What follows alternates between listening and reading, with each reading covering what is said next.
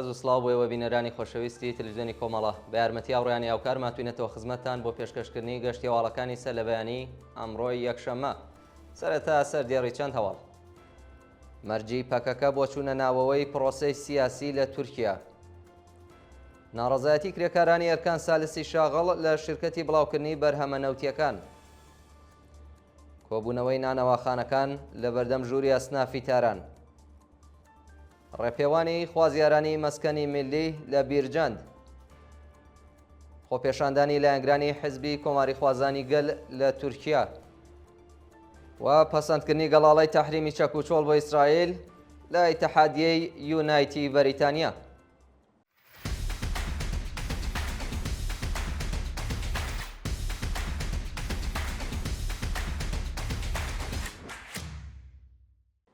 مەرجی پەکەکە بۆ چوونە ناوەوەی پرۆسەی سیاسی لە تورکیا.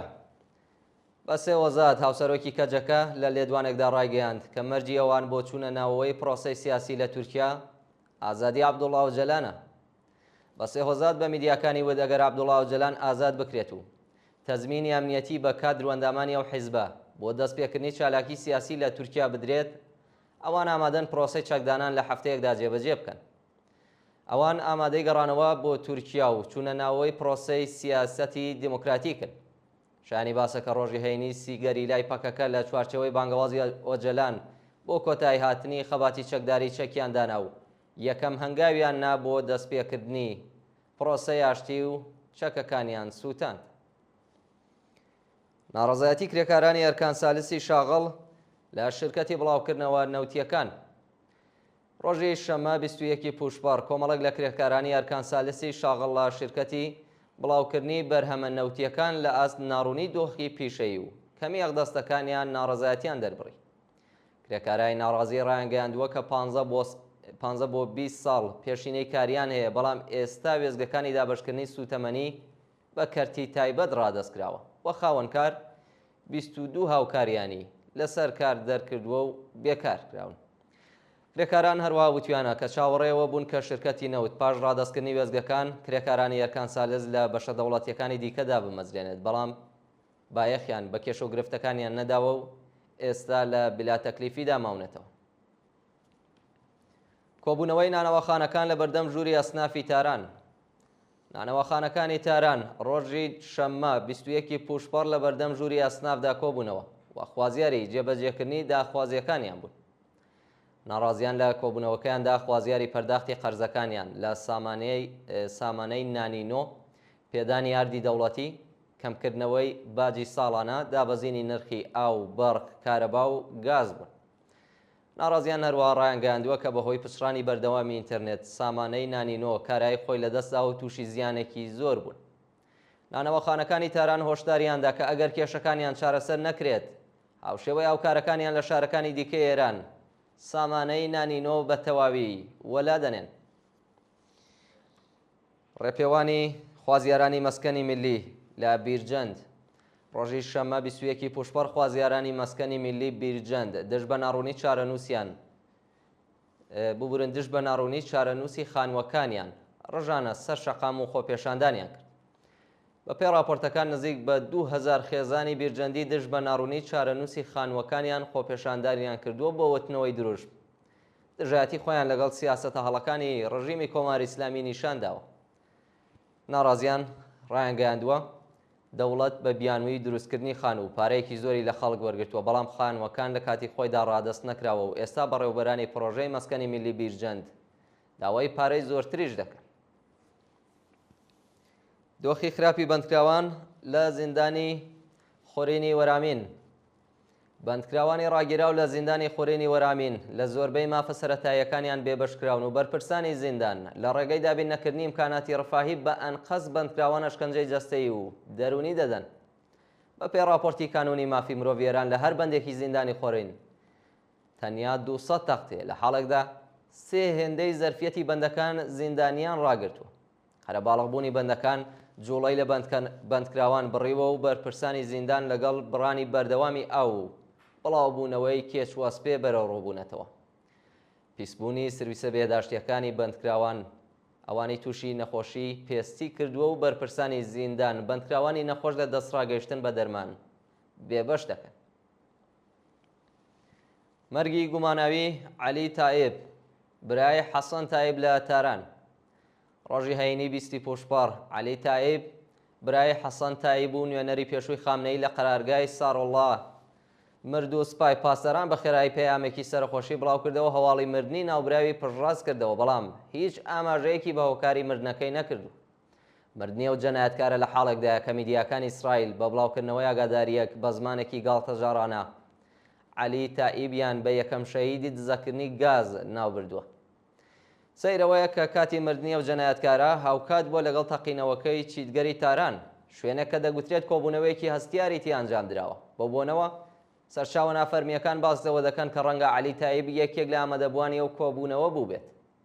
شایانی باسەکە عەلی تایب لە کاتی شەڕدا جێگری تەبلیغاتی سپای پاسداران بۆ دواتر کۆمەڵێک پۆستی وەک جێگری بنکەی ڕەمەزان و ڕاوێژکاری سەرۆکی ئەرکانی هاوبەشی سپا و نوێنەری خامنەیی لە قەرارگای ساڕۆڵا وەرگرتووە. گواستنەوەی مستەفا مێهراین بۆ زیندانی قۆم.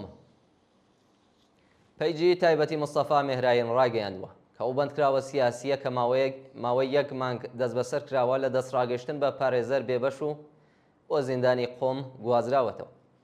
لەو پەیامەدا ئاماژە بە پەیوەندی تەلەفۆنی مستەفا مێهراین لەگەڵ بنەماڵەکەی کراوە کە تیایدا وتوێتی بۆ زیندانی قۆم گوازراوەتەوە و لە دەستڕاگەشتن بە پارێزەر بێبەش کراوە. مستەفا مێهراین لە چەند وتاری پێش دەست بەسەرکرانیدا بە ئاشکرا ڕەخنەی لە عەلی خامنەیی و دەسەڵات گرتبوو بۆ بۆنەوە ڕۆژی 25 جوێزەردانی ئەم ساڵ لەلایەن وەزارەتی ئیتڵاعاتەوە دەست بەسەر و سەرەتا بۆ بەندی 209 ئەمنیەتی زیندانیەڤین ڕاگوێزرا بوو. بانکرانی دوو شارۆمەندی بەهایی بۆ ئیتڵاعاتی ئیسفەهان.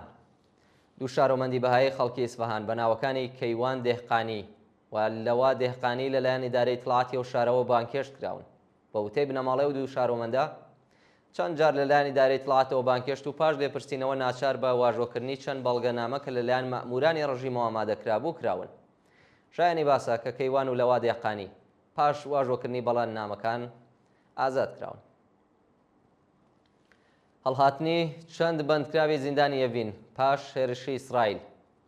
وتەبێژی دەستگای قەزای ڕژیم ڕایگەیاندووە کە پاش هێرشی ئیسرائیل بۆ سەر زیندانی ئەڤین 5 بەندکراو گیانیان لەدەستداوە و چەند بەندکراوی تاوانە ماڵیەکان هەڵاتوون. وتەبێژی دەستگای قەزای ڕژیم ئاماژەی بە ناوی بەندکراوانی هەڵاتوو نەکردووە و تەنیا ڕایگەیاندووە کە ژمارەیەکی کەم لە بەندکراوانی تاوانە ماڵیەکان لەو دەرفەتە کەڵکیان وەرگرتووە و هەڵاتوو. ئەو بەرپرسە حکوومەتیای ڕوا ڕایگەیاندووە کە بەشێک لە بەندکراوان مەرەخەسیان پێدراوە و ژمارەیەکی دیکە لە بەندکراوان کە یارمەتی بریندارانی ئەو هێرشانیان داوە کەوتونەتە بەر لێبردن و دەستخۆشیان لێکراوە. گرانکردنی نان لە چەند پارێزگای ئێران. حەمید نەجەفی سەرۆکی یەکێتی نانەوەخانەکانی قۆم ڕایگەیاندووە کە بە دوای داواکاری نانەوەخانەکان نرخی تازەی نانیان لەو پارێزگایە ڕاگەیاندووە. بە وتەی ئەو بەرپرسە حکوومەتیە نرخی نانی سەنگەکی خۆماڵی بۆ 5200 من، سەنگەکی ماشینی بۆ 4650 من، بەربەڕی بۆ 3500 من، تافتۆن بۆ 1900 من و هەر نانێکی لەواش بۆ 920 من هەڵکشاوە. هاوکات لە پارێزگاکانی زەنجان، مازەندەران، خوراسانی ڕەزەوی و ئیلامیش راپۆرتی هاوشێوەی گرانکردنی نان بڵاو کراوەتەوە. خۆپێشاندانی لایەنگرانی حیزبی کۆماریخوازی گەل لە تورکیا. ڕۆژی شەممە لایەنگرانی حیزبی کۆماریخوازی گەل بۆ جارێکی دیکە دژ بە سیاسەتەکانی دەوڵەتی ئەردۆغان لە شاری ئیستانبۆڵ خۆپێشاندانیان کردووە. لە ماوەی یەکمانگی ڕابردوودا دەوڵەتی ئەردۆغان چەندین شارەداری ئەو حیزبەی لە شارەکانی ئیستانبۆڵ، ئانتالیا، ئێزمیر و ئانکارا دەست بەسەر کردووە و زیاتر لە 170 کارمەندی سەر بەو حیزبەی لە شارەداری ئێزمیر لە کار دوور خستوەتەوە و پەروەندەسازی بۆ کردوون. ڕۆژی شەممە هەزاران لایەنگری حیزبی کۆماریخوازی گەل لە شاری ئیستانبۆل دژ بە دەوڵەتی ئەردۆغان خۆپێشاندانیان کردو و خوازیاری ئازادی هەموو بەندکراوان بوون. و پەسەندکردنی گەڵاڵەی تەحریمی چەک و چۆڵ بۆ ئیسرائیل لە ئیتحادیەی یونایتی بەریتانیا دوایین هەواڵمە. ئیتحادیەی سنفی یونایتی بریتانیا بە زۆرترین دەنگ لە مێژووی کۆنفرانسەکانیدا گەڵاڵەی قەدەغەکردنی نردنی چەک و چۆڵی بۆ ئیسرائیل پەسەند کرد و داوای لە هەموو کرێکاران کرد پابەندی ئەو بڕیارە بن. لەو گەڵاڵەیەدا داوا لە هەموو کرێکارانی شاغڵ لە بەشەکانی وەبەرهێنان گواستنەوە و بەستەبەندی چەکوچۆڵ کراوە بەشداری لە ناردنی چەکوچۆڵ بە ئیسرائیل نەکەن. لە بەیانیە و یەکێتیەدا هاتووە یونایت بەدەم بانگەوازی اتحادیە کرێکاریەکانی فەلەستینەوە ڕۆشتووە و بەڵێنی داوە پایبەندی تاحریمکردنی ئیسرائیل بێت. کرێکارانی بریتانیایی نایانەوێت دەستیان لە کۆمەڵکوژی خەڵکی بێتاوانی غەزەدا بێت. اتحادیە یونایت کۆمەڵکوژی خەڵکی فەلەستین لە غەزە و کەرانەی باختەری بە توندی شەرمەزار دەکات و داوا لە هەموو کرێکارانی جیهان دەکات ڕژیمی ئاپارتایدی ئیسرائیل تەحریم بکەن. بەڵێ بینەرانی خۆشەویست گەشتی هەواڵەکانی ئەمڕۆتان پێشکەش کرا. کات و ساتێکی خۆش بۆ هەموو لایەک.